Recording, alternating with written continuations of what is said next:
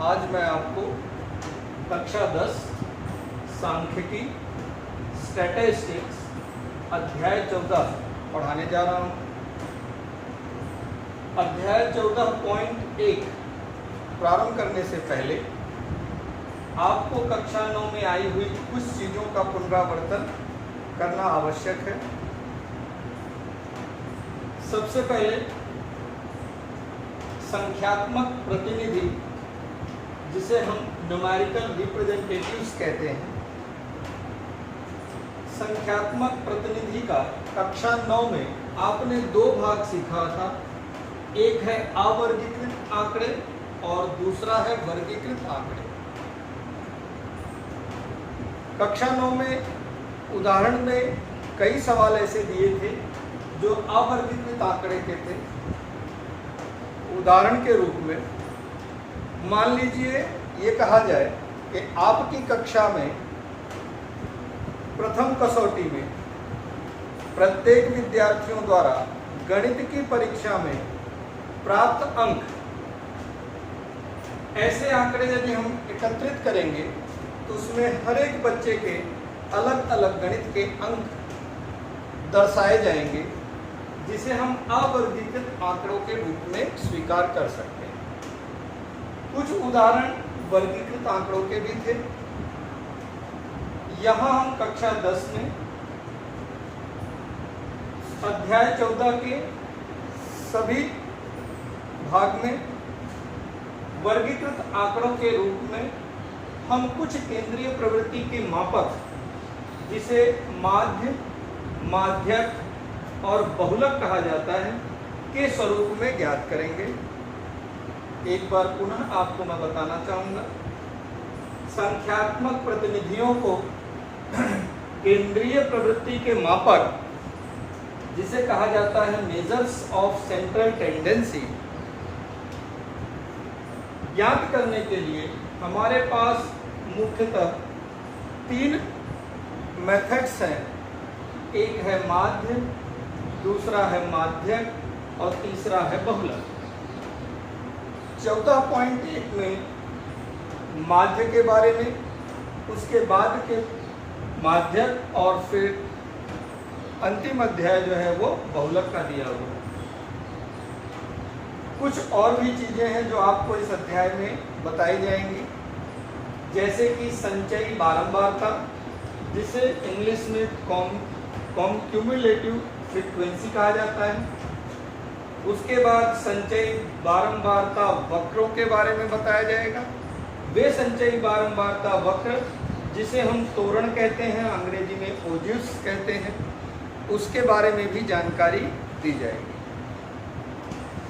14.1 start करने से पहले आपको 2-3 छोटी छोटी चीज़ें और पुनरावर्तित करनी है, जैसे कि उदाहरण के रूप में वर्ग अंतराल में मैंने यहाँ 10 से 25, 25 से 40, 40 से 55, 55 से 70, इस तरह का वर्ग अंतराल उदाहरण के रूप में मैंने यहाँ लिया है।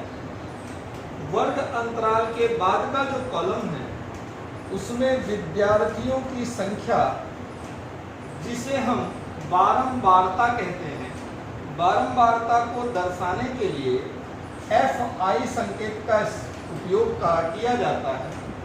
F अर्थात फ्रीक्वेंसी, जो यहाँ मैंने आपको बताई थी, बारंबारता फ्रीक्वेंसी, जिसे F कहा जाता है। I का इस्तेमाल हम इसलिए करते हैं, I हमारे जितने वर्ग अंतराल दिए होंगे, यह हमारा पहला वर्ग है, तो ये हो गया F1 की बारंबारता, ये हो गई F1 की बारंबारता, दूसरे के लिए F2 की बारंबारता, तीसरे वर्ग के लिए F3 की बारंबारता, चौथे वर्ग के लिए F4 की बारंबारता। इसी प्रकार जितनी भी बारंबारता दी गई है उसे हम आगे बढ़ते क्रम में लिखेंगे।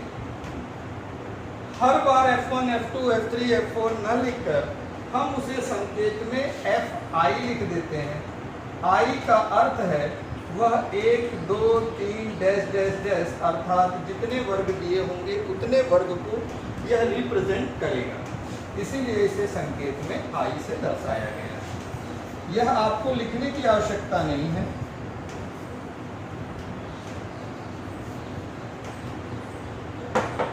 तो पहला कॉलम प्रायः आपको वर्ग अंतराल दिया जाता है। दूसरा कॉलम हमेशा विद्यार्थियों की संख्या, जिसे हम बारंबारता कहते हैं, वह दिया जाता है।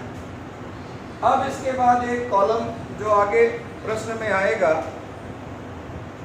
जिसे वर्ग चिन्ह कहा जाता है, ये हमारा तीसरा कॉलम होगा। वर्ग चिन्ह कैसे प्राप्त करते हैं ये भी हम पिछली कक्षा में सीख चुके हैं, पर उसका पुनरावर्तन हम यहाँ कर लेते हैं। वर्ग चिन्ह का यह सूत्र है, ऊपरी वर्ग सीमा प्लस निचली वर्ग सीमा भागे 2। ऊपरी वर्ग सीमा, मान लीजिए मैंने पहला वर्ग लिया, मैं इस पहले वर्ग के लिए वर्ग चिन्ह प्राप्त करना चाहता हूं, तो पहले वर्ग में ये जो 10 है इसे हम कहेंगे ऊपरी वर्ग सीमा, इसे कहा जाएगा ऊपरी वर्ग सीमा।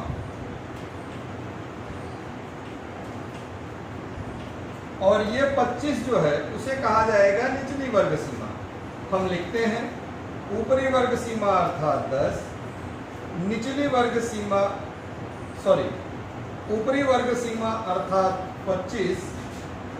बच्चों लिखने में थोड़ा,